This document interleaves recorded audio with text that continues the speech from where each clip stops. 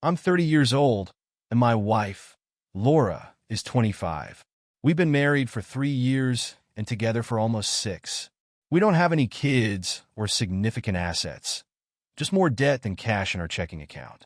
We rent a house, and I'm the primary breadwinner, bringing in roughly $4,000 a month, while Laura nets around $1,500. I work my butt off to give her the life she's used to, and now I'm facing something unimaginable. My work family is pretty tight-knit. A coworker invited me to join a recreational soccer league, which I've been part of for 2 years now. Laura used to attend every game, which I thought was her way of supporting me. But in the back of my mind, I suspected she just went for the alcohol that was always around. Most nights, I'd take it easy on the drinks, but she, as a spectator, would get pretty loose and then ride home with me. After the games, some of us would hang out at different places, sometimes at our house, sometimes at a bar or pizza joint. Well, a couple of weeks ago, a group was planning to get together at one of the guys' houses a city away. I told them I couldn't go because I had work early the next morning. On the ride home, Laura texted one of the guys I considered a buddy, asking him to give her a ride to the party. She then asked me if it was okay for her to go. I said no. I had work in the morning, and I wanted to be with her that night. She gave me the silent treatment, clearly angry and drunk. When we got home, a car pulled up in front of the house. It was my buddy. Laura had decided on her own to go to the party. I was furious. I went to my buddy's car and told him I wasn't okay with this and that he should leave. But Laura got out of our car and into his. They drove away. In my rage, I plugged in the old iPad I had bought for her years ago. It was old, but I knew it was connected to her messaging and social media accounts. I saw exactly where she was and tried to stay up, but I eventually fell asleep around 3 a.m. She still wasn't home. When I woke up the next morning, she was in our bed. I didn't know when she had come home. I got ready for work and left without waking her or kissing her goodbye. The first time that had ever happened. I wanted her to know I was pissed. Before leaving, I grabbed the iPad and threw it in my briefcase. At work that day, after a meeting and a few phone calls, I pulled out the iPad. It lit up with a notification from a messaging app. Buddy is typing. I opened the app and saw a horrific exchange of messages that were supposed to self-destruct. But this app version must have been outdated because I was able to witness their conversation in real time. My buddy was making references to them having sex and how much fun the other guys had last night. I nearly lost it, but then it got worse. I watched as my wife instructed my buddy to send her a video of him masturbating, which he obliged. I unfortunately witnessed the whole thing. I ran out of my office into the bathroom and vomited profusely. I was shaking from what I had just seen and got permission to leave work for the day. After taking several hours to calm down, I was legitimately afraid I might hurt someone or myself. I drove home to find her still sleeping in our bed. I put my stuff down and asked her to come downstairs. I sat across from her and asked her to tell me in detail everything that happened the night before. She did, but omitted any mention of sexual activities. Just drinking, playing pool, and talking. That was it. I then asked her when she had last spoken with my buddy. She said she had messaged him back and forth a bit that morning, but nothing significant. Then I dropped the bombshell. Would your story change if you knew I watched the entire conversation you had with him this morning? She burst into tears, and the first thing out of her mouth was, "Are you leaving me?" She came clean, telling me she couldn't remember everything clearly, but she admitted she had sex with my buddy and another teammate the previous night. She said that's all she could remember, but added there might have been more guys. I was disgusted. I asked if this was the first time, and surprisingly, she told me there had been other instances. One even in our house while I was sleeping upstairs. That was it. I was so numb. I helped her pack a bag, and she left to stay with her family, pleading with me not to tell anyone. Now, I'm alone in this horror story, 2 weeks out from discovering the truth, with no idea what to do. I hope I don't have the worst Discovery Day D-Day experience, but it's hard to imagine anything worse than catching your wife in a gangbang scenario with guys you've welcomed into your lives and realizing it's been going on for months with at least one of them. Now she wants to blame it all on alcohol, swears she's going to start AA and go through couples therapy. She wants us to come out of this together. I think it's too late, but I feel the full range of emotions, including guilt. I don't know why. I have a meeting with an attorney tomorrow, and I like to think I'm making the right move. No matter how broken she is over being an alcoholic and really wanting to work this out, I can't even talk to her without imagining her as the center of a sickening scene. I can't trust her. I'm disgusted by her repeated actions. I deserve a heck of a lot better than that. I'm not perfect, but why in the hell do I feel so guilty? There's no reconciling this, right? I'm not the bad guy, am I? Any support or words of wisdom would be greatly appreciated. But it's not easy to just stop caring about someone you love, even after being completely and fully blindsided. Please take it easy on me. Before we get into the next update, I can assure you that I am not the bad guy. I don't accept alcohol as an excuse either.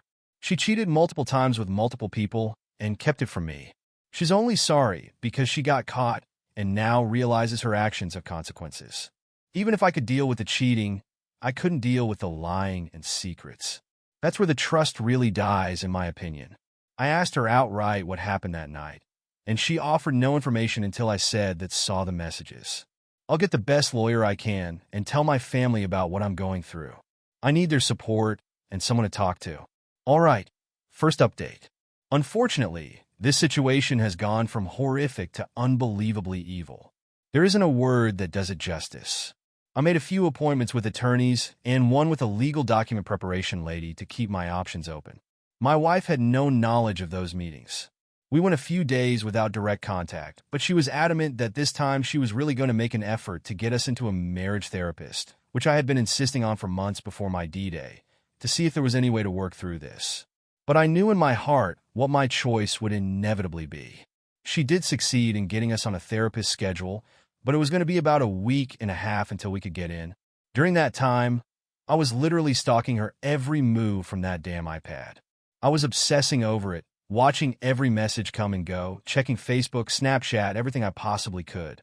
After a week and a half of scrutinizing her every move digitally, I had no further evidence, and I thought perhaps she was showing true remorse. When it finally came time to see the therapist, he sat us down and asked us why we were there. I told her to tell him the story in her own words. She left out some details, but most of it was there on the table. The therapist turned his head to me after hearing it all and asked, "How does this make you feel about your trust in her? How does it make you feel about your marriage?" I just shook my head in disbelief and shock. Instead of answering his question, I replied, "If I don't say it out loud right now, I'm afraid I never will. There's no coming back from this for me. This marriage, is over. The vows are broken, my trust is shattered, and I think the only thing left to do is to get a divorce." My gut wrenched, and she completely broke down into hysterical crying. I continued, "I don't know what can be salvaged from this relationship, but the marriage is over. I meant what I said at the altar, and I'm not being true to myself. If I don't recognize this as being broken and unfixable at that point, I felt a slight sense of relief having stated it out loud in front of her and a neutral party that I was done. The remainder of the therapist appointment was spent with him explaining to her why my feelings and my decision were completely rational given the situation and calming her down. It actually couldn't have gone better in my opinion. He insisted upon seeing us not as a couple, but separately to see if he could help us as individuals first, and maybe on the horizon perhaps years from now, bring us together for discussion of reconciliation. I'll say it right now, so you don't have to worry. At this point, I don't have even the slightest intention of ever considering reconciliation. But at least in the meantime, the individual therapy might actually do me some good. Now, before I continue, I knew at this point I was about to embark upon a legal journey which, if not amicable, could be disgustingly ugly and financially devastating to me, the breadwinner in a no-fault state. The overarching point of the legal process is that I have to keep things amicable right now. Let's fast forward roughly a week and a half. By now, we've both had at least one individual therapy session, and her narrative to her entire family is that we're ending the marriage because of the breaking of vows, but we're both trying to heal ourselves right now.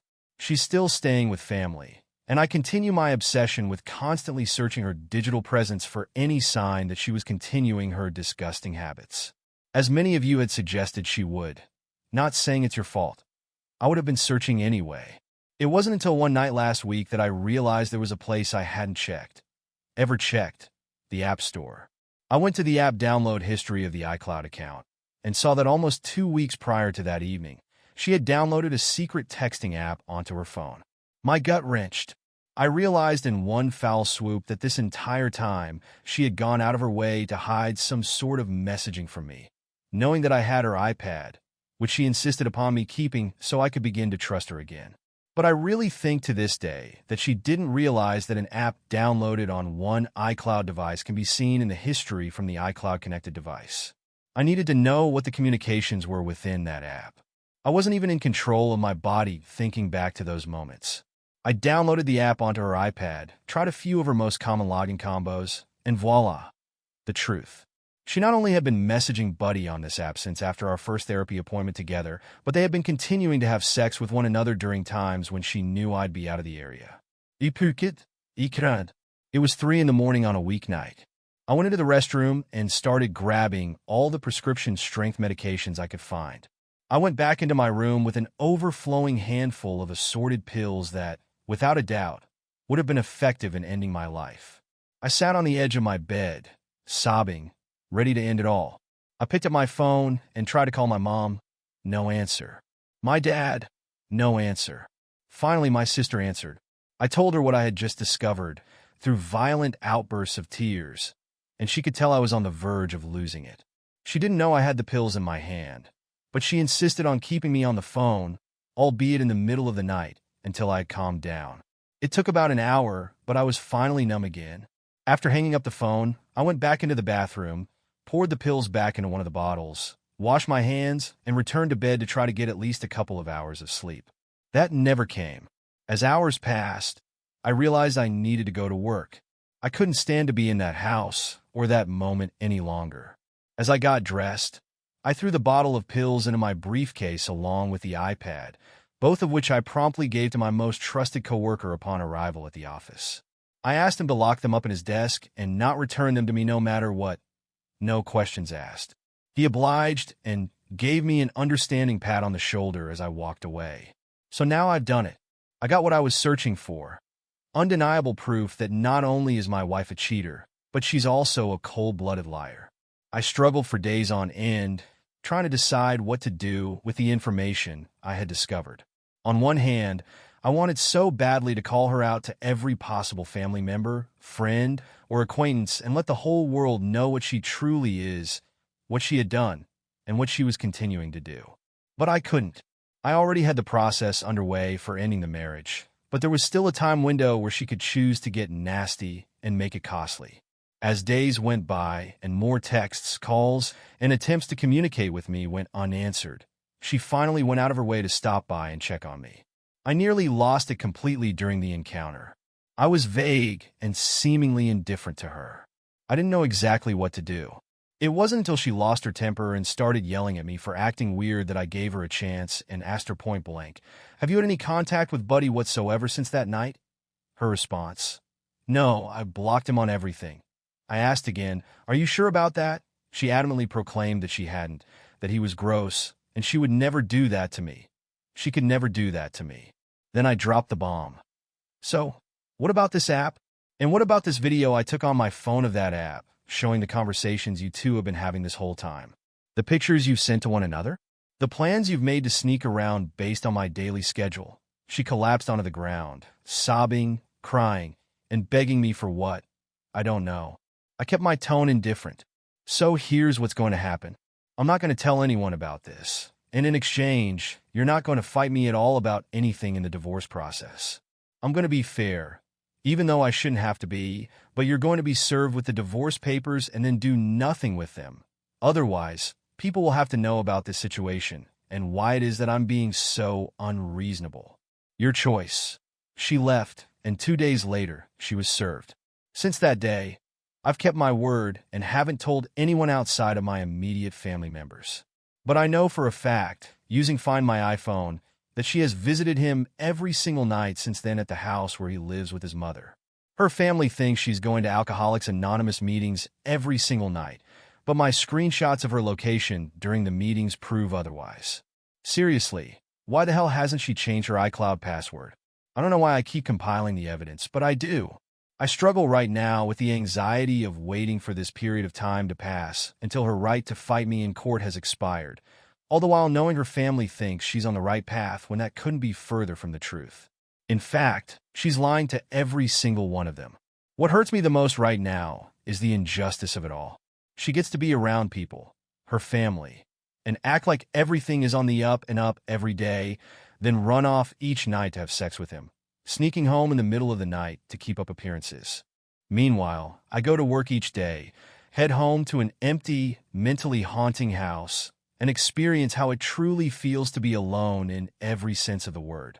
I'm past the feelings of ever considering self-harm, but these are dark days nonetheless. I'm taking everything hour by hour, day by day, until the day comes that I have the reassurance of knowing I'll make it out of this hell without my finances being destroyed and can officially leave her in the dust. What I'll do from there, I truly don't know yet. I'm just trying to survive until that moment comes. All right, time for the second update. At long last, my divorce is official. No more need to hide out. After waiting the absurdly long 6 months and one day cooling off period to see if my ex-wife lawyered up without me knowing, it's done. I've gone completely no contact, and I feel like I'm finally able to start progressing forward in my life. I followed the advice of many kind people who suggested that I give her back the iPad and sever any ties to devices and accounts that would allow me to obsess over what, where, and who she was doing. I knew enough. I knew what I wanted out.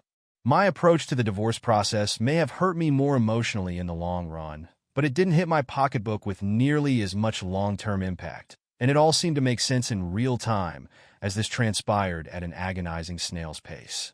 After coming to terms with the fact that this woman could never be trusted again in my life, I knew that I had to be rid of her.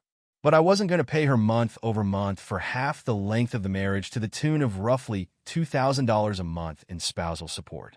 We didn't have children together, for crying out loud, as my state would have had me do, being a no-fault divorce state and me being the breadwinning spouse. No way, no how was I paying her a cent for what she had done to me. So I got angry, gave it some thought, and devised a plan to get out of this marriage and away from her as quickly and fully as possible. Looking back, I'm not proud of the tactics I used to navigate my divorce, but it worked out in the end. However, I do feel my integrity or moral high ground may have taken a hit. A matter of opinion, I suppose. From my point of view of fault and responsibility, my actions were molehills compared to the mountains of mistrust, hurt, and anguish she caused me. I already had the divorce papers prepared and submitted to the county, but was awaiting their confirmation. I kept this from my wife, who was still living with her family. She was never welcome to stay in my home ever since I first made her leave. I had arranged a few times for us to meet up and talk. I wanted to convince her that somehow, some way, I still wanted to try to find a way to salvage the relationship. A complete lie. My real intention was to keep her in the dark about the divorce proceedings and her potential right to contest and demand spousal support. By pretending to work on the relationship, I bought myself enough time to get through the cooling-off period and finalize the divorce without her fighting me on financial grounds. I know this may seem deceitful, but compared to her betrayals, it felt like a small price to pay to ensure my financial stability. In all of our discussions, I made it clear that in my mind, our marriage, this marriage, was over. The vows had been broken, and if we truly wanted to start again, we would need to start fresh. We would need to mutually end this marriage and then begin dating one another again, courting and finding our way into a new, stronger relationship. I still can't believe she bought this. In fact, I was going to go out of my way to make it as easy and painless as possible for her, hurrying the process along and keeping it out of the public. I'd just get through this phase so we could focus on the next together. A prime example of this was how I had her served. We had a mutual friend come over to my house, the house we had lived in together, and play third wheel in the handoff, signature exchange, and conversation. She signed the papers she needed to, sealed up her documents in the envelope. They came in without even scanning through them. I doubt she ever really did dig into the minutiae of those tedious legal forms because I painted myself a very pretty picture, completely absent of any spousal support beyond splitting what was in our account at the time. This was the single largest issue that I wanted to avoid, paying her spousal support. Over the first few months, I tried to write out that I need time on my own to think pretty hard to avoid seeing her, but met with her roughly 2 times a month to have dinner or meet up in a public place to make small talk and act like I gave a crap. These meetings were always in a public place, so she would never be able to say I tried to do something to her. I kept up appearances. I played her on. I made her feel like I was truly working through my emotions and coming to grips with what happened and seeking the ability to forgive so we could reconcile when I had absolutely no intentions of doing so.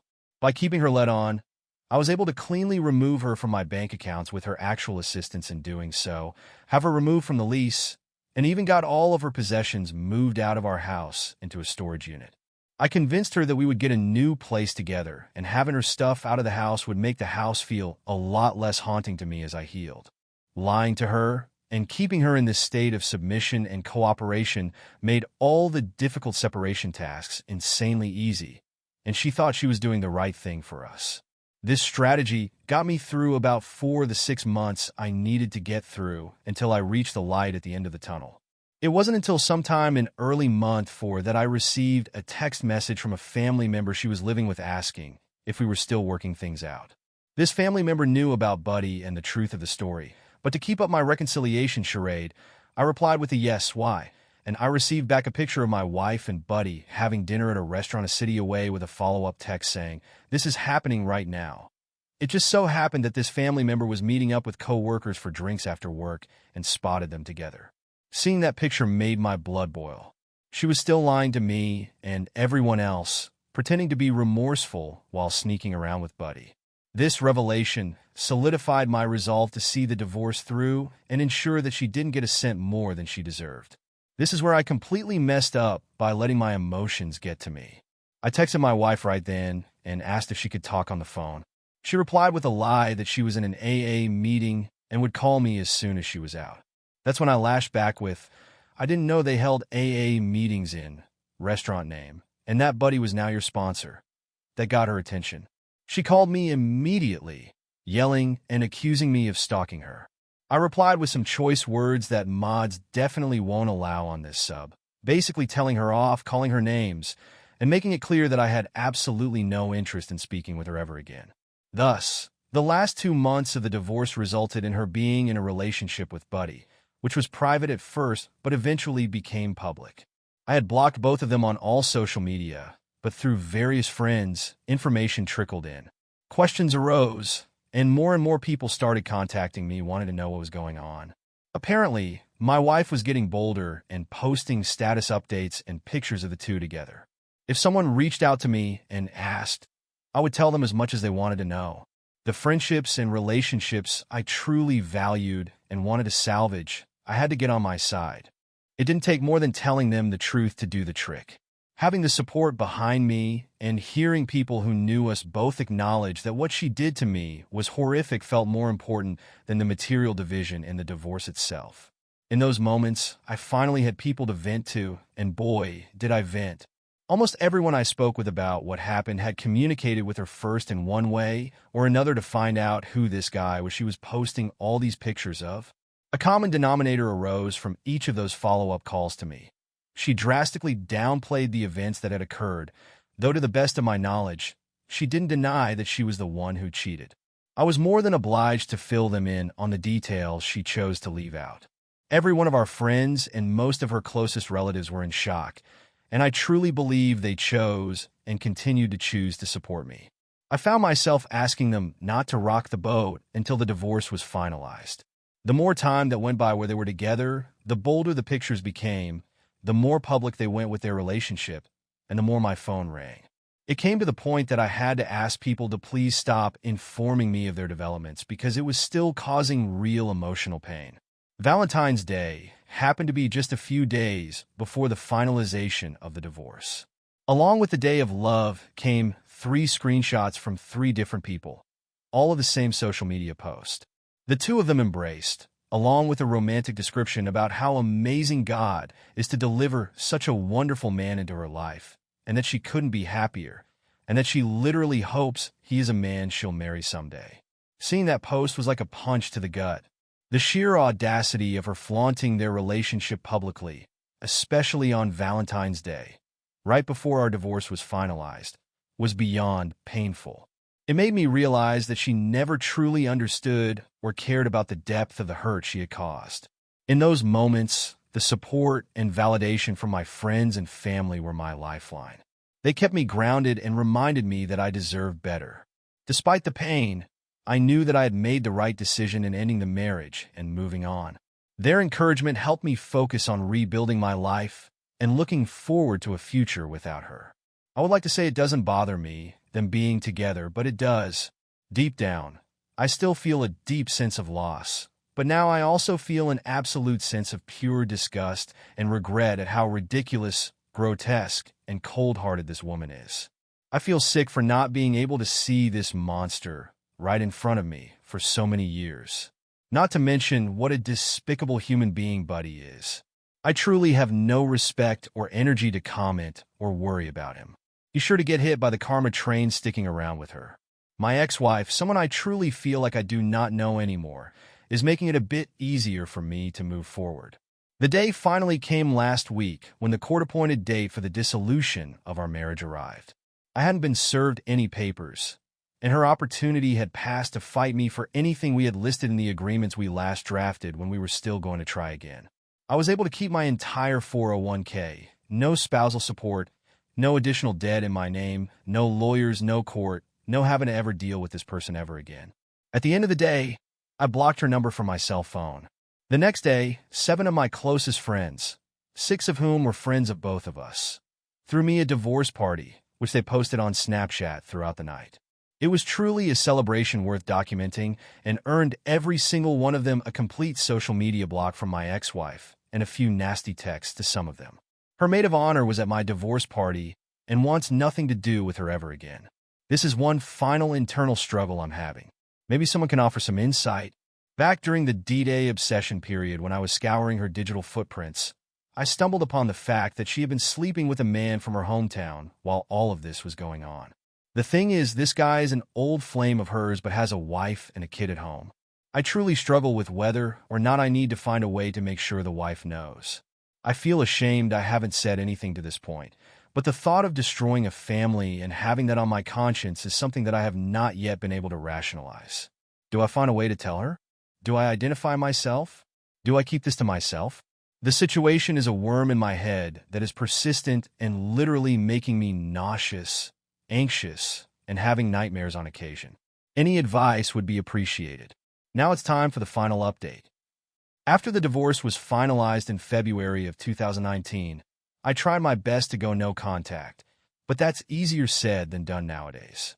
I didn't speak to her or anything like that, but every now and then I might see a post from a distant family member of hers that I hadn't yet blocked, or a friend would unintentionally mention something they saw on a mutual friend's Snapchat.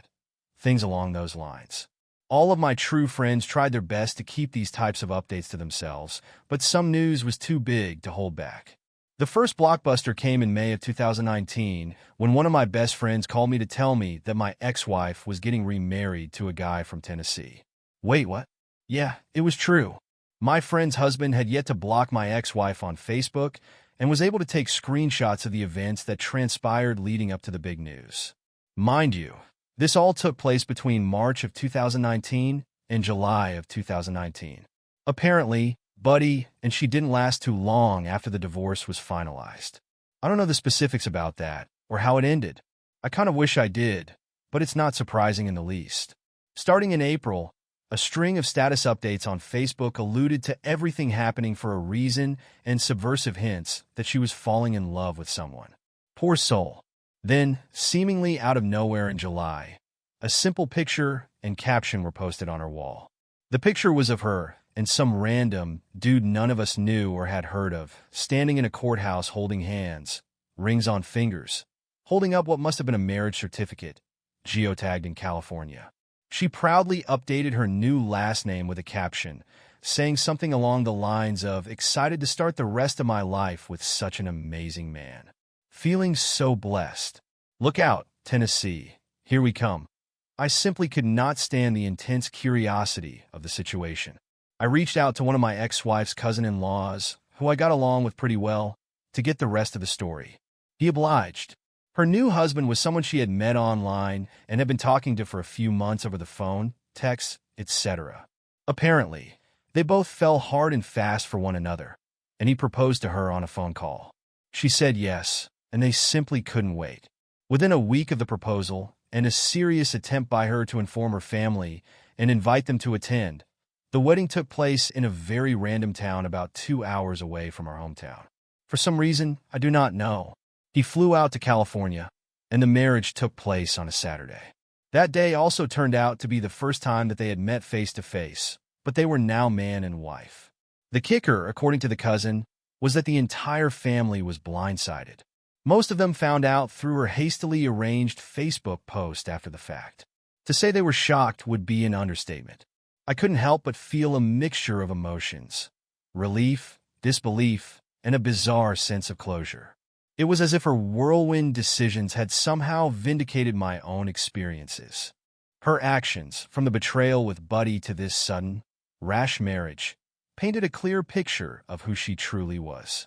While I still felt a twinge of loss and regret, it was now overshadowed by a profound sense of clarity. This was not the woman I had married. She was a stranger, and her impulsive behavior only solidified that fact.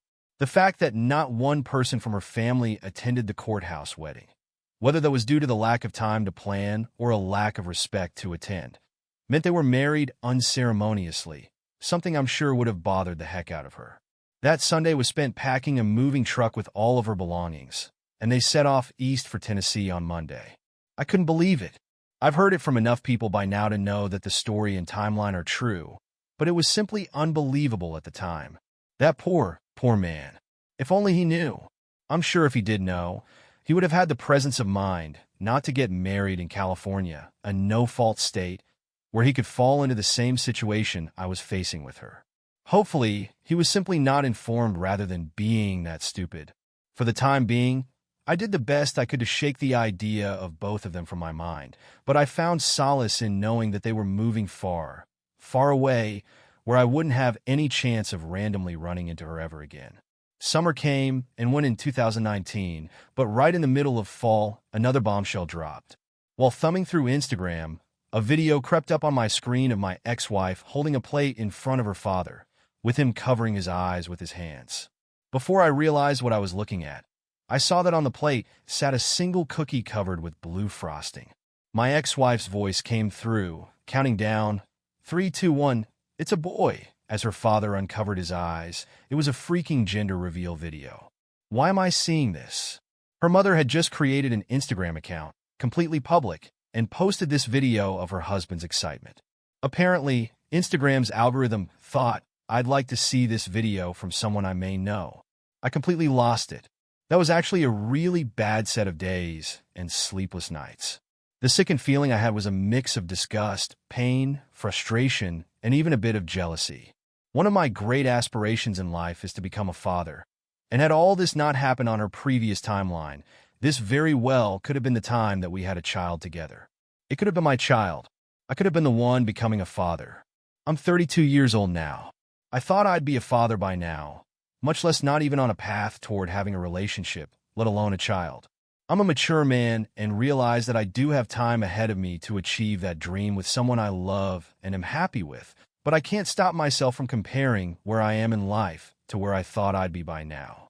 All I can say for certain is that in this particular scenario, I'd very much rather be in my position than the soon-to-be fathers. I imagine that by now the baby is probably born. I've had the good fortune and good company of those around me to not have heard either way. I know this is the preferable position to be in, not knowing, than the alternative, but I can't help but wonder every now and then. The good news is that when I really think about it, there are more and more days now that she and her dumpster fire of a life do not cross my mind whatsoever, and I consider that progress. There still are bad days, which are made exponentially worse by random reminders like that video, but I'm learning to cope.